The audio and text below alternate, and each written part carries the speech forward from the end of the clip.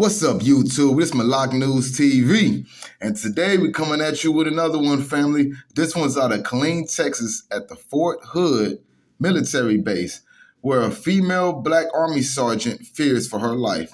Without wasting any more time, family, let's get into it. Sergeant Jewel Scott. She was stationed in Fort Hood at the Army base there in Killeen, Texas. Well, she's been posting videos saying that she believes her life is in danger.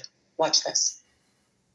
Hey y'all, so I just want to get on here real quick and say that if something happened to me, if just real blunt and honest with, if I end up dead, if I end up missing or something like that, just know somebody did it. And I just want to get out here and put something out because I know how the media, I know how my job, being in the military, will paint these false narratives.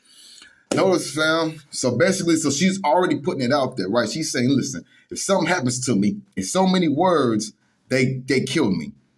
And she's like, and I'm putting it out there too, because I understand that her job, well, what is her job? She's a sergeant in the Army. That's her job. And then she said the news, both will put out narratives. So this is a sergeant inside the Army, and she's letting you know that not only in the military do they put out narratives, but also in the media that they'll put out narratives as well. But let's continue on the story. If it was self-inflicted or something like that, my family would know, my friends would know. So if nothing comes from them or nothing like that, I just want to say somebody did it. I don't know what's going on. So she's telling you right there, listen, I ain't committing suicide. So if you hear something like that, that's not what happened.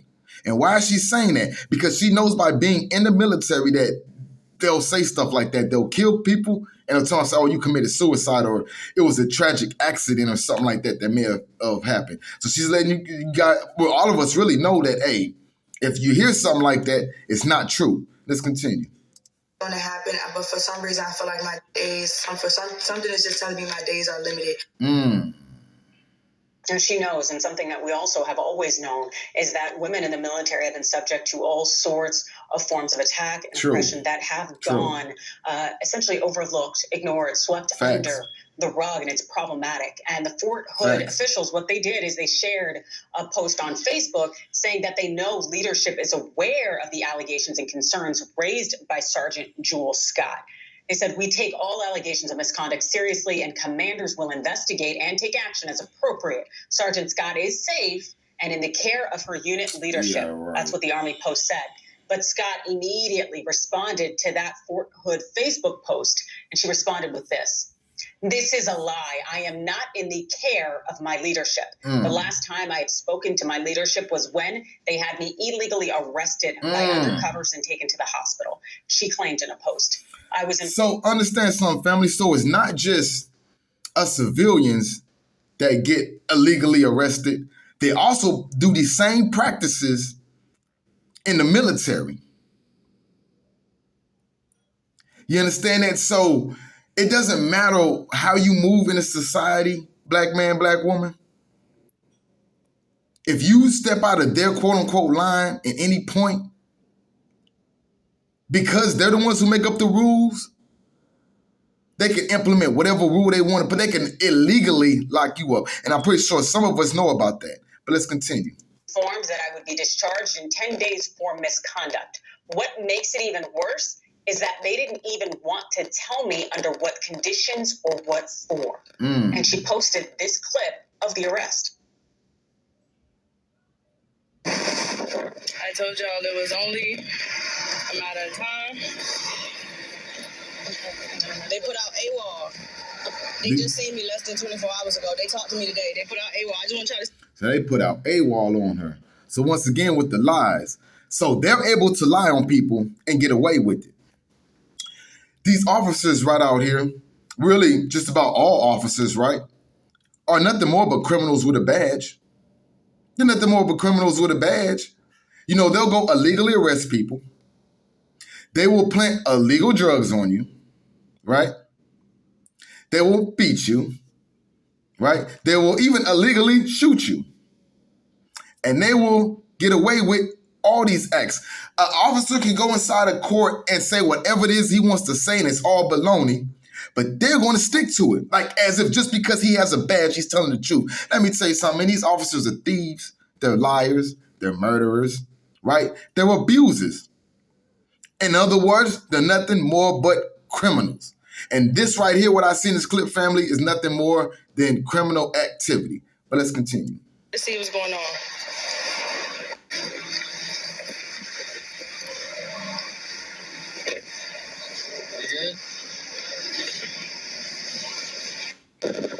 So, they have any... No, nobody told me nothing was going on. All these people here for me. Yo, at this point, I honestly think these people are just probably trying to kill me or something. Like, I don't know. That sister's really, really, really afraid for her life because she understands what goes on in the military. And she's really worried about it. And it's probably a good thing that she spoke out and that this one news source caught it. And I think there's one more that caught it, but that's it. Nobody else is really talking about it. They're probably afraid or whatever the case may be, right? They're not talking about it. But it's a good thing that she put it out because now she has awareness. So now what they're probably going to do now, they're probably not going to try to kill her, but they're probably going to try to, I don't know exactly what they're going to do, but they're going to do something in a situation to where it's going to be hard for her to probably get a job, after this and, possibly maybe even get a house. Like they're going to do whatever they can possibly do to make life miserable for her for now on. They might even have people stalking her and just messing with her, bothering her. Who knows?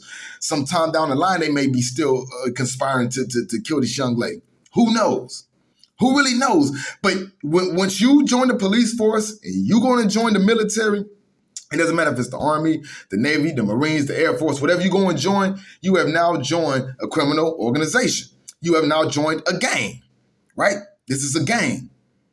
You understand? They all have each other's back. They got a certain code, and they all kill. And they all go by the no snitching rule, which probably where the streets probably got that from, to be honest. They probably got it from the police department because they've been practicing no snitching, just like the military has, just like everybody has. There's no difference between the military, the police department, and a street gang. The only difference is the military and the police officers and stuff, they work for the government.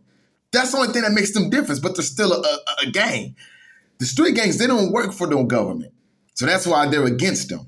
But let's continue. They won't leave me alone. They won't leave her alone. Sergeant Scott also tried to explain more about what was going on. She posted this online. While stationed here, I've witnessed many awful things. I am a victim of their constant harassment and negligence to safety. Constant. For months, I've tried to bring awareness to these things in which... And negligence to safety. Now, if you're in the military, and especially when you're a sergeant, right, and they're supposed to, really you're supposed to protect everybody there because you're all in the same, gang. You're all in the same set. Y'all repping the same set, right? But still... they don't care about your life. Listen, man, when you go into these things, family, they don't care about your life. They don't give you the bare minimum in pay, right? They might give you a little, sign-on bonus to itch your ears a little bit to make you come and sign up. But after that, they don't care two squats about your life. You ain't nothing but another body out there. Let's continue. Hood continues to cover up and neglect. Once they were made aware that I have been working with news stations, I quickly became a target and person they needed to hush. That's what they do. A soldier who claims that they needed to hush. She's being discharged soon also launched a GoFundMe page asking for help as she transitions into civilian life. It really does sound like something is going on here and that we're not getting the full story when it comes to Fort Hood and what is going on with Sergeant Scott. Jackson, is that your read as well? Yeah, I think there's definitely, it seems that she was undergoing some type of mistreatment, some type of abuse. And, unfortunately, abuse that women undergo in the military, like you pointed out, is often swept under the rug and not even really talked about. That is facts. I mean, even a lot of people in the military won't even talk about what's really going on in there. And, and when we say abuse, he's not even explaining what kind of abuse it is because is it all kind of abuse? Like, are they in the military literally like beating women, putting their hands on women, smacking women, hitting them with stuff? Are they in the military sexually abusing women, raping women? Because it's very possible, family, and this is a question that I even have myself too, because I don't think to me, it'll be safe for any woman to be in the military like that anyways, around a bunch of men, and you don't know how these dudes might act because, mind you, these people are criminals. See, y'all got to start looking at these people for what they are. You look at somebody in a uniform and you automatically give them respect. But you're forgetting or you're not knowing what these people done did, or even if they haven't done anything, what they're holding back. Because you're just as guilty as the person doing it when you know what's going on and you say nothing about it. So every cop that knows about all the corruption that's going on in the police department and they're not speaking out on it, they're just as corrupt as the police officers are. And if you don't believe me, and if you don't believe that they think like that, then let me give you an example. Let's say you was out with your friend, right?